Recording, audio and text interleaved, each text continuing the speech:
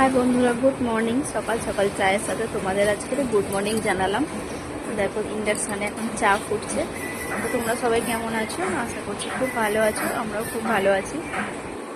My life YT my diary চ্যানেলে সবাইকে জানাই অনেক অনেক স্বাগত। তো সবাই অনেক ভালো আছো নিশ্চয়ই, আমরাও মোটামুটি আছি। তো দেখো সকাল সকাল চা বানিয়েছি, আর চা বানিয়ে এদিকে বিস্কুট ঢেলে নিচ্ছি। তোমাদের বলেছিলাম যে কয়েকদিন আগে আমার মা এসেছিল, তো মা এই ছোট ছোট বিস্কুটগুলো এনেছিল। বিস্কুটগুলো বেশ ভালো খেতে, চায়ের সাথে ভালোই লাগে খেতে। তো এখন এই ছোট ছোট বিস্কুটগুলো ঢেলে নিলাম, আর কয়েকটা এই গোল গোল নোনতা বিস্কুটটা চায়ের সাথে ভালো লাগে, তো এই বিস্কুটও ঢেলে নিলাম।